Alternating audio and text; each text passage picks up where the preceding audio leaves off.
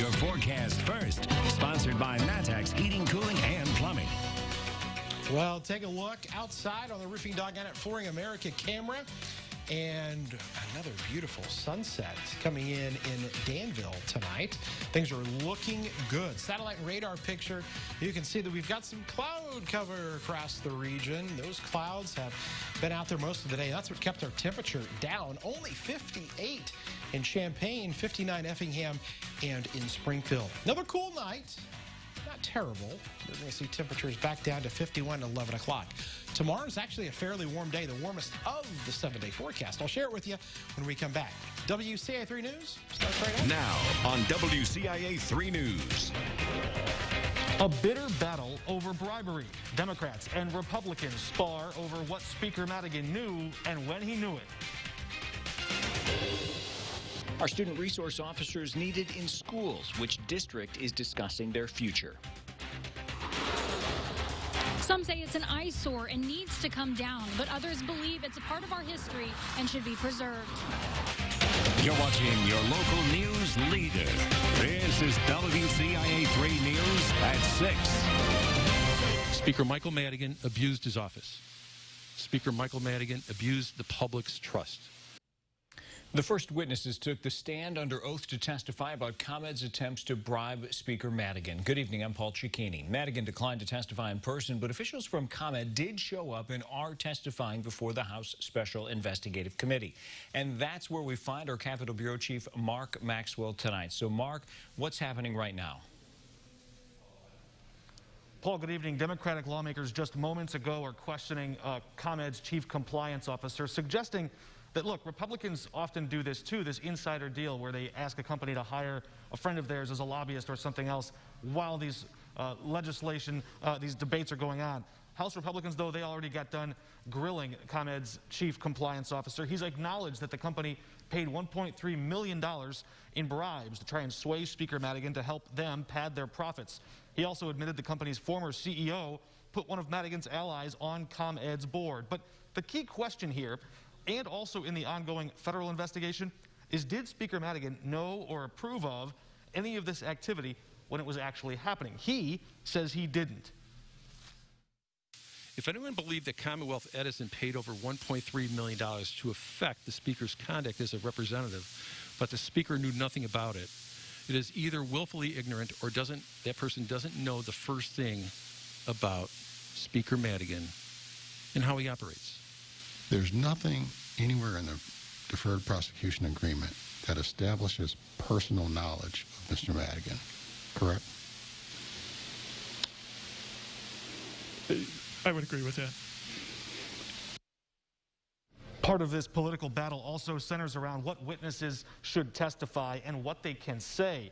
Democrats initially told those witnesses in their letter of invitation that they couldn't discuss any non-public information that had been discussed with federal prosecutors. The U.S. attorney from the Northern District clarified in a letter saying, yes, you can talk about private information. You just can't say if you shared that with federal prosecutors. Also, an update on that federal corruption case from court in Chicago just today. ComEd's former Vice President Fidel Marquez entering a guilty plea in court there.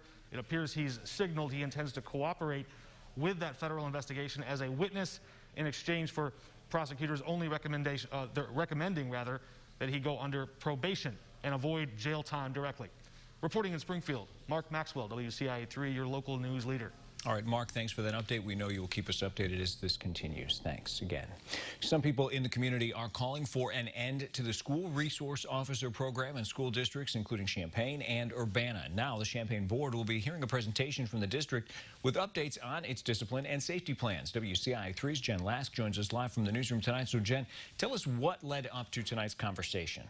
Paul, Champaign School Board has been working on addressing racism as a public health crisis since late July. As part of that resolution, the board requested updates on how different policies impact students, staff, and the community at large. Tonight's update is expected to include a look at getting feedback from families on the board's SRO contract, as well as plans for a revised discipline and safety system. That's not all the board will be looking at. Superintendent Susan Zola is expected to break down her recommendations for the second quarter, which include the option of modified in-person learning for elementary school students beginning October 26th. The board is also set to take on a vote on the budget for the year, and the district is expecting roughly $2.4 million in CARES Act funding. A board member did briefly post on social media before taking it down that they planned to leave the meeting at 8 to watch the presidential debate. I spoke to board president Amy Armstrong, who says she does not anticipate this meeting going beyond 8, and of course we will be keeping an eye on what happens later tonight. Back to you, Paul. All right, I know you will, Jen. Keep us updated. Thanks.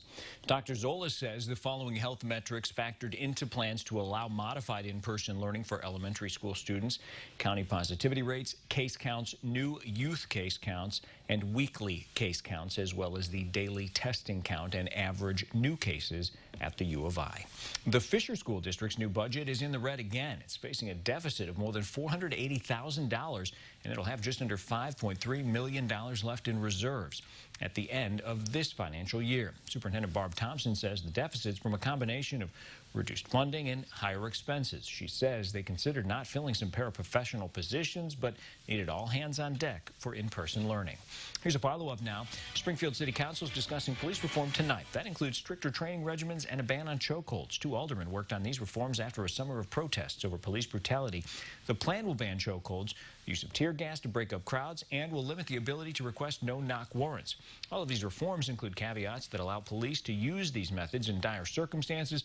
The ordinance is up for debate tonight, but no vote will be had.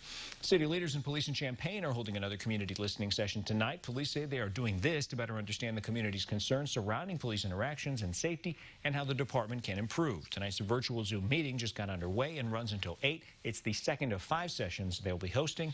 We have a full list of the other dates and times and how you can join that conversation at WCIA.com. Here's an update now from Iroquois County. The coroner released the cause of death of an inmate there. Andre Maiden died in the county jail September 26th. The coroner says toxicology results show he overdosed. The drug was a combination of heroin and fentanyl. Maiden was one of 2 inmates who died in over a matter of days. The Champaign County coroner, however, denied an open records request from WCIA for autopsy results of Jason Fancher. He died September 25th. State police and the Department of Corrections are investigating. Another person has died in Coles County from coronavirus. It's the 31st death from COVID-19 in the county. 23 more people have died statewide. That makes over 8,300 COVID-related deaths in Illinois. There are 1,300 new cases in the state today. That now makes over 291,000 total infections since the pandemic began. 7-day positivity rate, 3.6%. The governor is self-isolating for the next 2 weeks because a member of his staff tested positive for COVID-19. This is the second time his office has had a positive test. The first was in May. The staff member tested positive yesterday after showing symptoms. Officials say that person attended several events with the governor last week. The governor tested negative. All staff who work in the office are being tested. While COVID-19 is keeping many from outdoor activities, public health is warning there is another concern: West Nile virus. Champaign County says there have been 4 positive batches of mosquitoes. The county is now among 22 counties in the state West Nile virus has been found for the current mosquito season. There are 13 human cases of the virus, none downstate. He spent a decade and a half helping feed thousands here in central Illinois. We'll tell you who's stepping down after 15 years at a food bank. Also tonight. It's a remarkable building. It was built in the 1860s. The Bailey House is now on the verge of demolition, why some are looking to save it from the wrecking ball. Let's take a look outside. Roofing Dog on Night First Midbank camera, cloud cover. We've had a lot of that today. 62 and 42 going in the books. When we come back, we're going to talk about these temperatures. Warmer Wednesday in store, but soon we've got temperatures in the 30s. Big cool down on the way. We'll share it with you coming up.